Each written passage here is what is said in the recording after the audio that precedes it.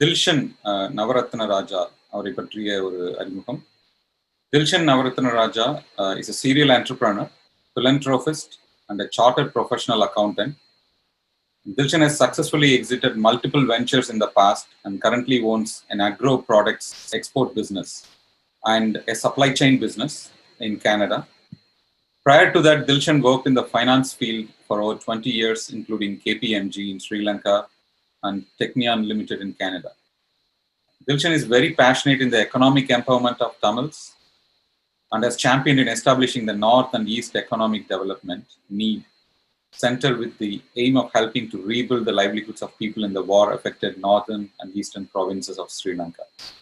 He has contributed and supported the establishment and growth of many small businesses in Canada.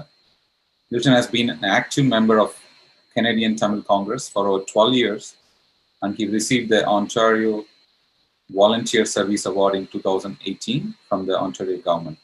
Welcome, Dilshan. Thank you, Kumar. It was a very nice introduction. Thank you so much. வணக்கம் எல்லாருக்கும். இன்றைக்கு எனக்கு கொடுத்திருக்கிற topic வந்து how to enable yourself for import and export. அதை பற்றி ஒரு presentation on the slide நான் வச்சிருக்கேன். So I would like to share the screen now. So yeah, again, as I said, how to enable yourself to import and export. It's a very vast topic, but I'm going to go as fast as I can to cover certain areas. So இன்னைக்கு கதைக்கிற விஷயங்கள் வந்து நான் ஒரு kind of what to cover and யோசனை அப்ப because there's a lot of different audience, like different backgrounds. Silakal, maybe they're thinking of starting a import export. Some may have already been in the space. So I don't want to be too basic. So I want to talk about the basic requirements when starting an import export business.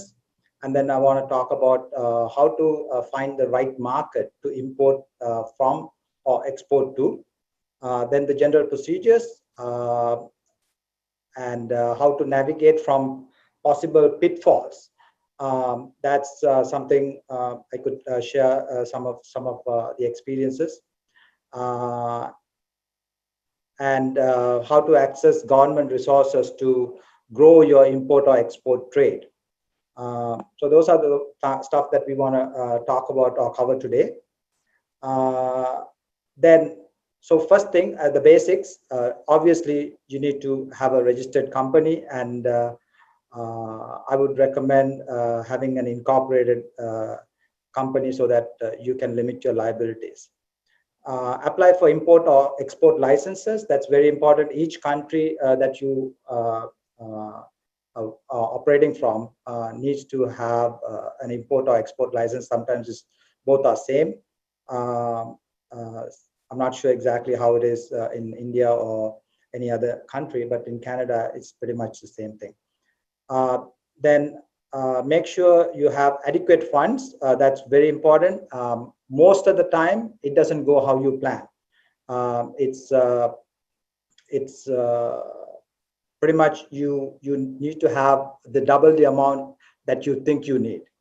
And then highly recommended to consult with an international lawyer who knows how the international trade works, and your banker and a good accountant who can advise you on the proper procedures on how to follow the procedures for you to continue doing proper business.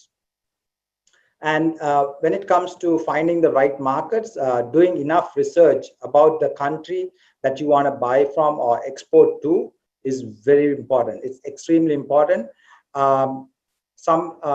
Now everybody thinks buying from China or somewhere else is the most easiest way or cheapest way to do it. It's not really the case for a lot of reasons, right? So certain countries, they are very good in producing certain products, but for example, if you're looking to import glass or glass products, China or India may not be the cheapest place to buy.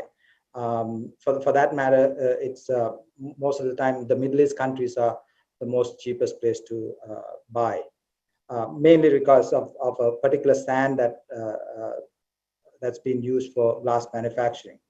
And also attending trade shows, conferences, seminars to connect with others, such as RISE. Also, you can get involved with people who has done business, international business. They can also help you. And if you are looking to export a product, you got to first find out what kind of demand there is for that particular product in that country. So one of the examples that I can share is our export company. We export agricultural products, and canola oil is we have our own brand, Canody, and we were at one point looking to. There was a particular buyer or an importer looking to bring from Canada, but it was not really worthwhile because they have their own canola oil that they produce, and the price was not really feasible. So, but at the same time, if you go to a country like China, they need a huge amount of canola oil and similar products. So the demand, finding out what kind of demand for your product is very important. And you need to research the size of the market. What is the competition like? How easy it is to do business in that country. So if you're an exporter, you need to find out, or if you're an importer, trying to import to a country that you don't live in, and you have some contacts that you want to send it to that particular country, you need to first find out how easy it is to do business in that country. So if you Google World Bank's ease of doing business, there's a list of ranking on about countries, how easy it is to do business, what kind of legislations or laws that governs foreigners doing business, all sort of stuff. And usually every country will have a stats department, which you can, nowadays it's all accessible on the web. You can go to those stats and then find out what kind of demand they have. And then the foreign high commissions or embassies also helps you with these international trade, meaning there is an officer or a particular team who's really focusing on helping the importers and exporters. So for example, if you go to if you're trying to export some stuff from India to Canada, so there'll be a trade international trade officer at the Canadian High Commission, Indian High Commission in Canada. They can help you with that. So that's something that you can always tap into. You can call them, you can email them. They always willing to help the importers and exporters, because this is a foreign trade. That's why they're there. And they pretty much really like to help everyone. So if you're planning to import a product, then figure out is that the best country to import that product from. Check the price, shipping cost, shipping duration, custom duties, and other levies. So I have an example where lentils, we export lentils, and for buyers in India or Sri Lanka, for them to import from Canada, there's a higher shipping cost, and it affects us when it comes to competing with exporters in Australia. So Australia also produces lentils, and the cost and the duration is cheaper and faster compared to buying from Canada. Obviously, the product has a different quality, and Canada is the largest exporter of lentils. India is the largest buyer. So that's a huge product and it's a very big market as well.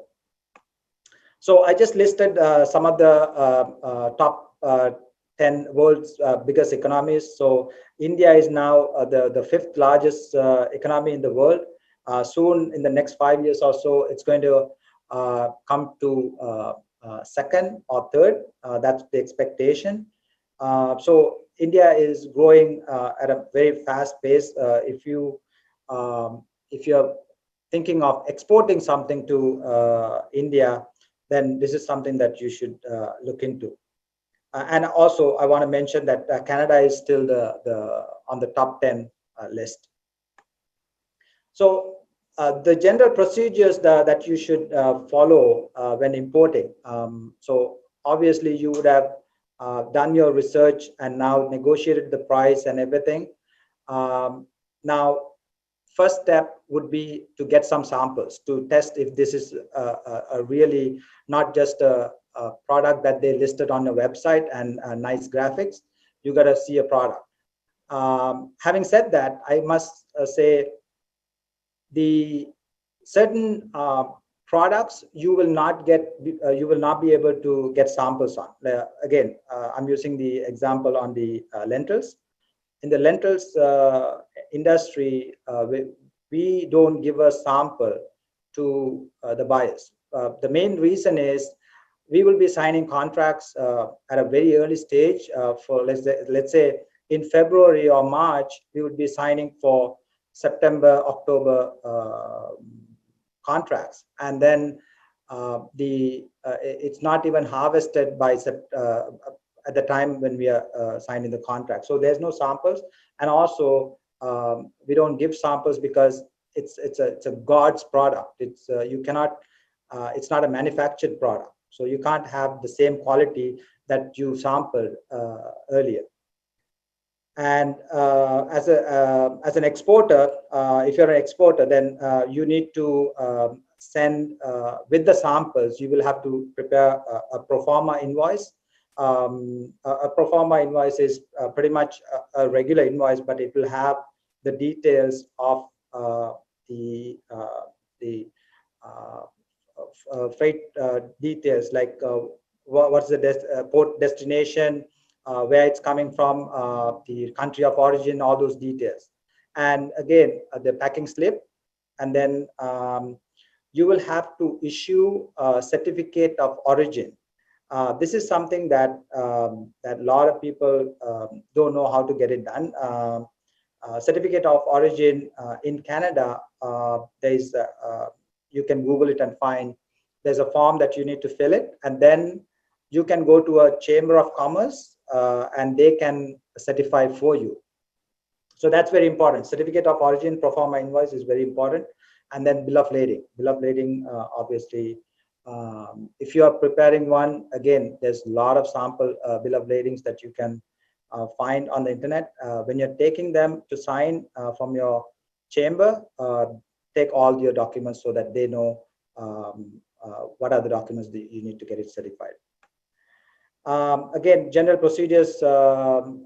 Once the samples are accepted, sign a contract. It's very important. The contract price, the quantity, payment terms, delivery methods, everything really matches with all your banking information or the bank documents that you'll be using. And if you're an exporter, highly recommended for you to get a deposit, at least 30%. If you can get more, if you can get 100%, that'll be good. Having said that, I must say that not everybody would be willing to give a deposit. At the same time, you may not be able to get sometimes any deposits in the lentil exports. we have that issue. So there are different ways that you can maneuver through. One of them is if you talk to the bank, using a safest method of payment is there are letter of credits, document collection. So document collection is very popular in the agribusiness field. And then there's open account, consignment, etc. So there's so many different ways you can do this, but banks will let you know what's the suitable one for you. So talk to your bank on that. Then you will need a freight forwarder who can help you move the cargo, typically from the factory, from the factory to wherever you need to your location or someone else's location where they will do the distribution for you, or a warehouse or supply chain location. And if you're importing, you need to hire a custom broker as well. Most of the time, the freight forwarder and the custom broker, they pretty much in one office, they do all the work for you. So find out that also. Okay, I'll go really fast. So safeguard yourself from possible pitfalls that I want to really cover fast. So the International Trades Office, in a High Commission or embassy, you can call them to validate a particular customer or a exporter. If they are really legitimate company, they can do the research for you. Sign a contract, then take advance payment if you can. Get references from anyone that they recommend. Say that these are the people that we have worked with. Then you can call them or email them and get a reference from them. And also, there's something that you can use, which is not cheap. You can use a third-party inspection firm who can do the inspection for you on the quantity, the quality, what is being loaded to the container. So that's also another service that you can use. So some of the things that you should also know is, I know a friend of mine who did imports in Sri Lanka. He was bringing partial shipments from China, and then first shipment came all good quality products. The second shipment, and then he saw a huge opportunity to grow his business. So he ordered a full container, and then everything that he got was all damaged or subpar quality products, and he had to refund all the money. And that's it. His life was done. He gone bankrupt. So again, on the export side also, I have similar horror stories. I know a friend of mine who was exporting from India to an African country, and he was exporting for 2 years, and then all of a sudden they said, we need 5 containers of these machineries, and he did that, and then they were nowhere to be found. So he also bankrupt from that one incident. So these are the things that you should always think of or worry how you can safeguard yourselves. It's very important. I will quickly tell you a couple of things.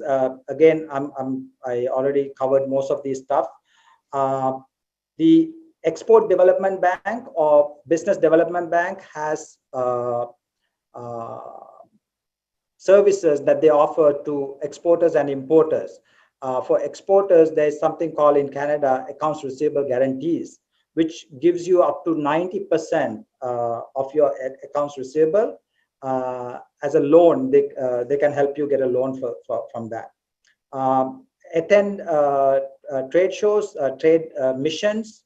So if you call your ministry for whatever the related field that you're doing, for example, if it is agriculture, call the Ministry of Agriculture. They take you on trade missions. So if there's a delegate that from India wants to come to Canada, get involved in that, participate, and you will meet a lot of good serious buyers or sellers for that. And also, again, you can call the Indian High Commission or whoever, whichever country that you're working from, call them and they will help you with that as well. So lastly, I want to tell you world's top exports. This website, go on this. It tells you what country exports or imports the largest amounts of all the categories. It has by category. It has a lot of information. So please go on it, do your research, get involved. As I said, this is a very huge topic. I know I cannot cover everything. Hope you gathered something from this. Thank you so much.